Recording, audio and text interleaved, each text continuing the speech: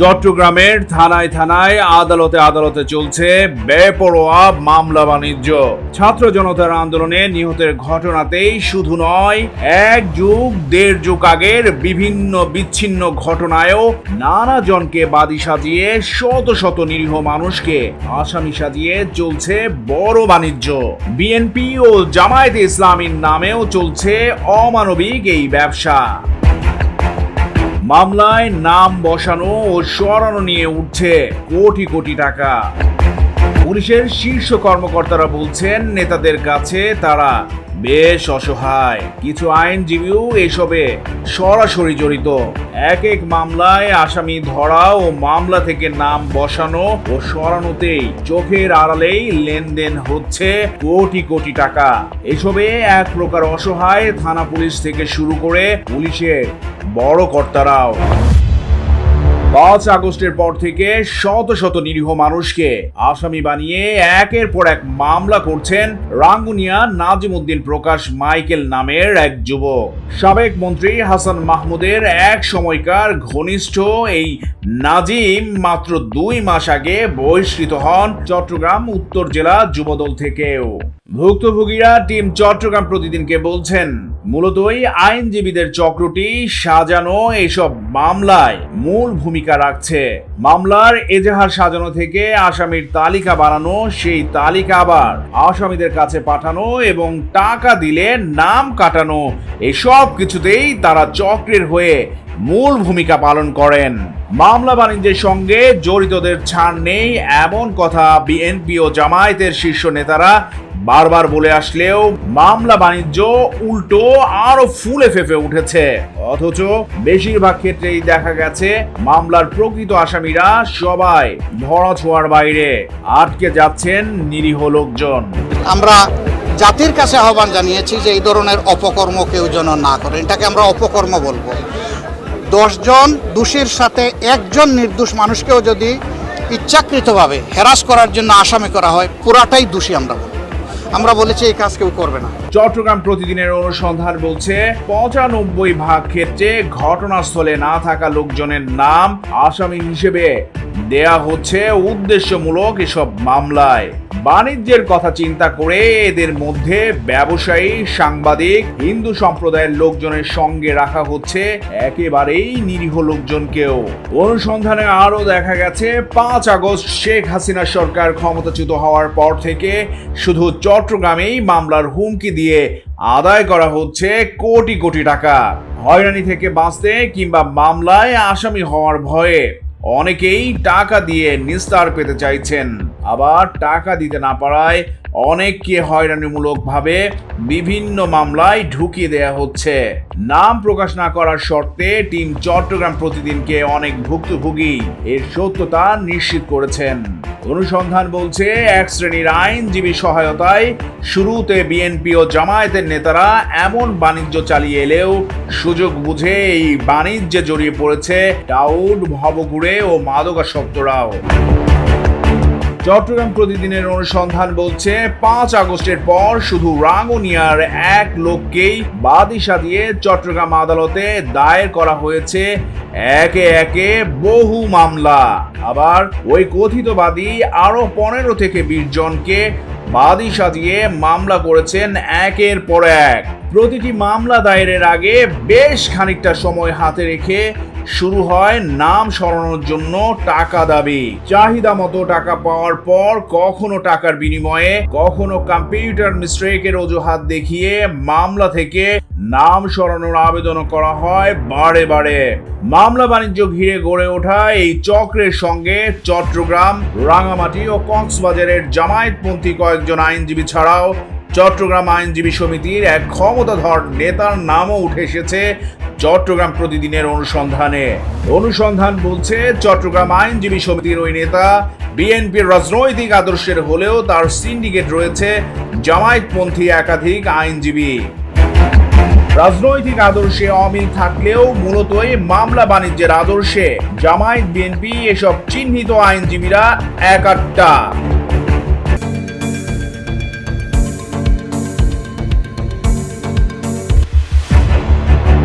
Team Chittagong প্রতিদিনের অনুসন্ধান বলছে, সম্প্রতি রাঙামাটি আদালতে দায়ের করা এক গায়েবী মামলার এজাহারে 248 জনকে আসামি করা হয়।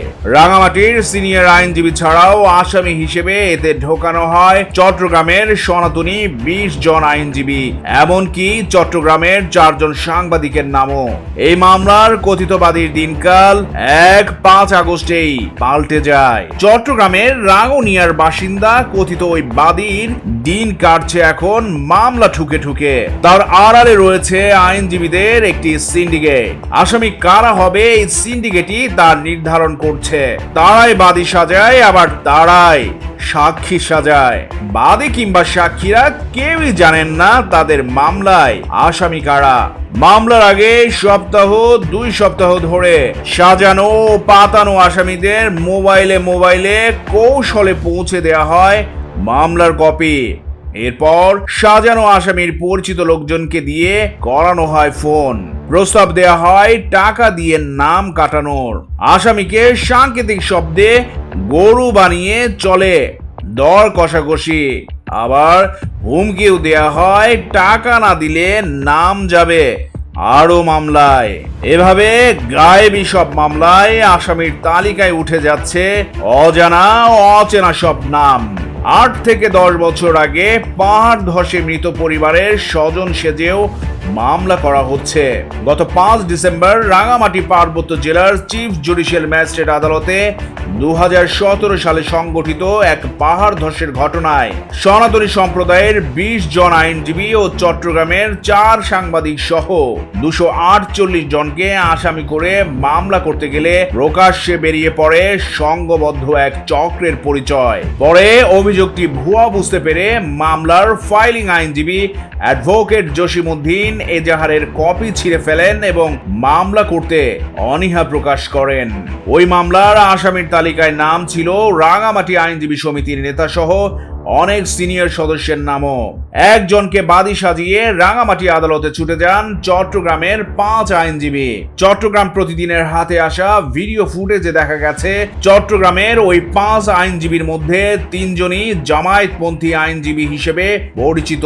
টিম চট্টগ্রাম প্রতিদিনের হাতে আসা রাঙামাটি আদালতে ভুয়া মামলা করতে যাওয়া আইনজীবীদের ভিডিও ফুটেজ সঙ্গত কারণে প্রচার করছে না এবারের অনুসন্ধান পর্বে।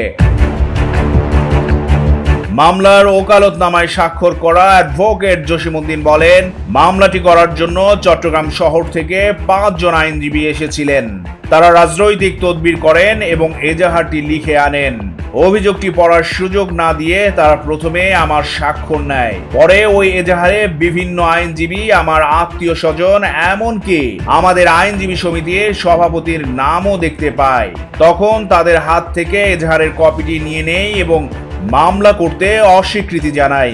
অ্যাডভোকেট জসিমউদ্দিন বলেন, তারা মামলাটি অন্য কোনোভাবে করার চেষ্টা করতে পারে, তবে ভুয়া মামলা করতে আসবার বিষয়টি রাঙামাটি আদালতের সকল আইনজীবী জানেন। আশা করি কেউ এই মামলা ফাইলিং করবেন না। এটা আমাদের সাথে এরা যেটা বলার ছিল, আমি তো এখানে রাঙ্গামাটিতে, ওরা বলছিল কি মাটি কাটা মামলা হবে, আমার একটা ওকালতনামা দিয়ে নামে একটা মামলা করবো। ঠিক আছে, ও মাটি কাটাতে বাদী টাদি নামটা বললো, ঠিক আছে আসেন না, আসলে দেখা হবে। ওরা আসলে ঠিক ফাইলিং নথি জমা দেওয়ার আগ মুহূর্তে এসে আমাকে তাড়াহুড়া করে সাইনটি নিল। হ্যাঁ, আমি পরে দেখিনি জিনিসটা আসলে আসামি কারা। পরক্ষণ দেখছি যেখানে অনেক লয়ার আইনজীবী, আমাদের রাঙ্গামাটি বারের সভাপতিকে নাম দিয়ে দিয়েছে এখানে। পরে আমি তো দেখার পর সাথে সাথে আমি নথি নিয়ে ফেলছি ওখানে, ইয়াতে মিস করতে নথি আবার ফেরত নিয়ে ফেলছি। হ্যাঁ, নেওয়ার পর দেখলাম পরে এখানে আরো আমার ঘনিষ্ঠ আত্মীয় স্বজনও আছে পড়ে গেছে এখানে। হ্যাঁ, পরে আবার আমরা নথি আমি নামটা কেটে দিচ্ছি, এদেরকে পাঠাইছি। আমি আপনার সাথে এখানে 2 নম্বরই করছেন কেন, আমাদের না দেখাইয়া সেন্টার নিয়ে পারছি। মামলা ফাইলিং হয় নাই, নথি নিয়ে ফেলছি, এদেরকে পাঠিয়ে দিচ্ছি। এরা হয়তো অন্য ওয়েতে এসে আপনার সাথে করতে পারে, কিন্তু আমরা ফাইলিং করি। মামলাটি শেষ পর্যন্ত করা না গেলেও তাতে আসামি করবার কথা বলে চক্রের কয়েকজন সদস্য বিভিন্ন লোকজনকে ফোন দিয়ে চাঁদা দাবি করছেন বলে ভুক্তভোগীদের কাছ থেকে নিশ্চিত হয়েছে টিম চট্টগ্রাম প্রতিদিন। চক্রের সদস্যরা ফোন করে করে বলছেন, মামলার আসামি হওয়া থেকে বাঁচতে হলে তাদের টাকা দিতে হবে, নইলে ফাঁসিয়ে দেয়া হবে আরো বিভিন্ন মামলায়। চাঁদা চেয়ে হোয়াটসঅ্যাপ হোয়াটসঅ্যাপে পাঠানো ওই মামলার কপিতে রয়েছে আইনজীবী স্বাক্ষরও। মামলার কপিতে 248 জনকে আসামি হিসেবে দেখানো হয়েছে।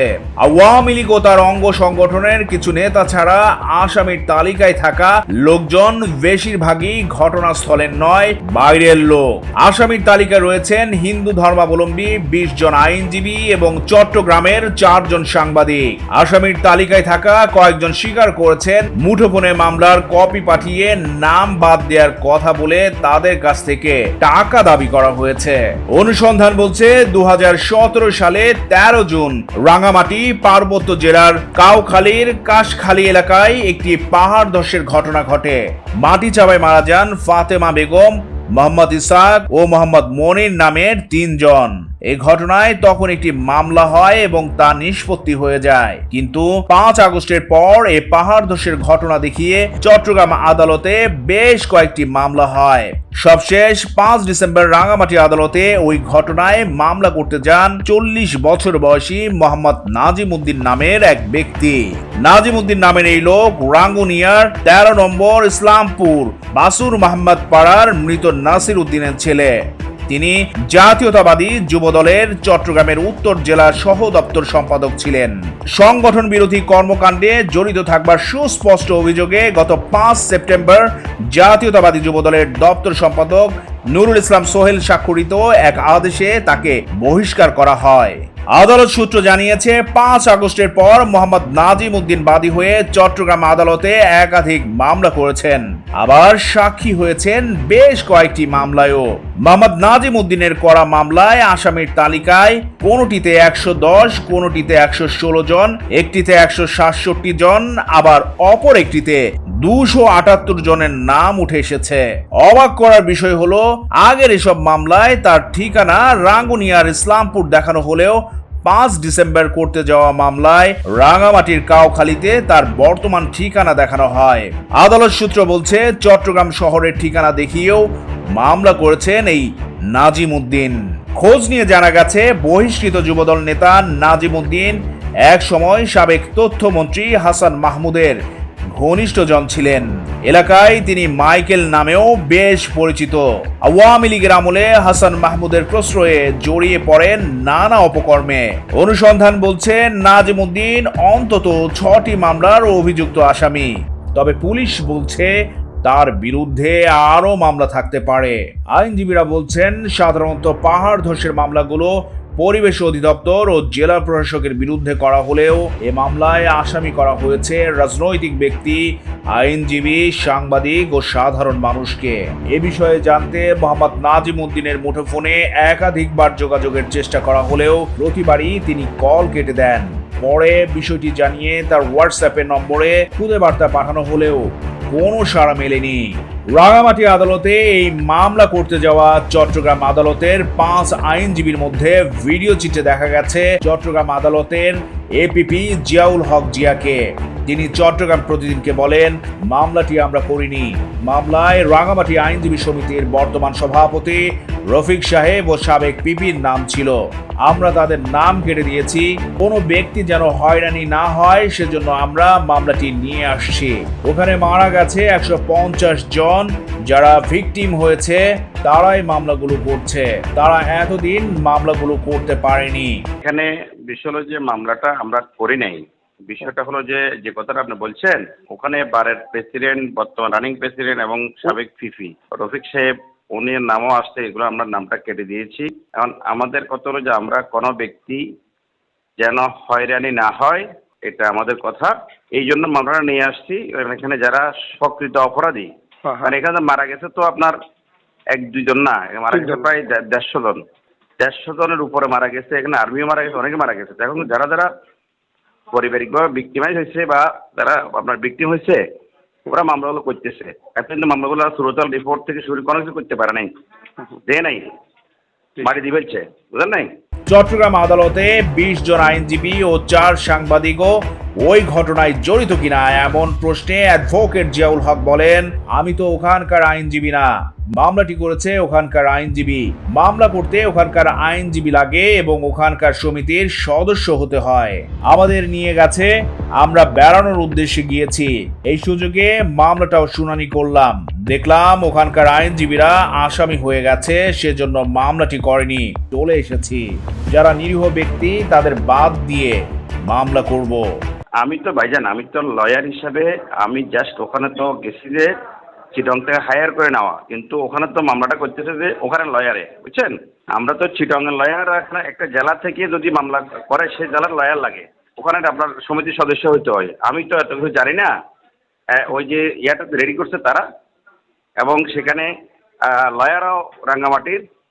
তো এখন বর্তমান পজিশনে আমি যখন দেখলাম আমাকে নিয়ে গেছে যে এখানে জাস্ট আমরা একটা বেড়ানোর উদ্দেশ্য প্লাস এখানে মামলাটাতে একটা শুনানি করার জন্য। তো যখন দেখলাম যে এখানে আমাদের লয়ার পড়ে গেছে, আরও পড়তে পারছে, সেজন্য মামলাটা করাই নেই, চলে আসছি। যারা নিরীহ ব্যক্তি, এগুলো আমার ফোন আসতেছে, তো এগুলো আমরা বাদ দিয়ে এরপরে মামলা করব। চট্টগ্রাম আদালতে নাজিম উদ্দিনের বাদী হয়ে একাধিক মামলা করবার বিষয়ে জিয়াউল হক জিয়া বলেন, আকবর শাহে তার বাড়িঘর ক্ষতিগ্রস্ত হয়েছে। আকবর শাহ এবং ওখানে তার বাড়িঘর আছে, সেজন্য তিনি বাদী হয়েছেন। তাদের মা মনে হয় দুজন, তাদের অনেক ভাই আছে, কাউখালীতেও তাদের বাড়ি আছে। আমরা ওই দিন ভাতও খেয়েছি। ওর সাথে সে ওই তার ঘর বাড়ি আগোর সাথেও আছে, ওখানে সে অ্যাসল্ট হয়েছে এবং সেখানে এদের ঘর বাড়ি ইয়া হয়েছে। এখন ওদের বাড়ি তো আকবসা আছে আর ওখানেও আছে, সেজন্য সে ওগুলোতে বাদী হয়েছে। ওদের ওই দিন আমরা তাদের ঘরে ভাত খাই আসছি, ওখানে ওদের ওই ভাই ব্রাদ আছে তো অনেক। তো সেজন্য মা মনে দুইটা মা। তো সেজন্য আপনার রাঙ্গুনিও এদের আসলিয়া, ওখানে আবার বেদবুনিয়ার পরে যে কাউখালী, ওখানে ওদের বাড়ি আছে। নাম ব্যবহার করে চাঁদা চেয়ে আসামিদের মোবাইলে মামলার কপি পাঠানোর বিষয়ে এই আইনজীবী জিয়াউল হক বলেন, আমি এ মামলার আইনজীবী নই, আমি আইনজীবী সমিতির 2 বারের নির্বাচিত সদস্য এবং বর্তমান অ্যাডিশনাল পিপি। আমার কালো টাকার দরকার নেই, আমি নিট অ্যান্ড ক্লিন ভাবে চলি। কেউ আমার নামে টাকা চাইলে প্রমাণ হলে ব্যবস্থা নেব। মানে মামলাটা তো আমি তো লয়ারও না, হ্যাঁ, আমার ওকালাত নাম আমার নাই। এরপরে এটা আমি দেখিও না, রাঙ্গামাটির মামলা, আমি জাস্ট একজন অতিথি হিসাবে যাওয়া, অতটুকু, অন্য কিছু না। কারণ কেউ যদি আমার নাম বিক্রি করে আর কি করার আছে? সাক্ষ্য প্রমাণে প্রমাণিত হলে আমি আমার নাম বেশি কিছু করলে আমি সেটার প্রতিশোধ দেবো।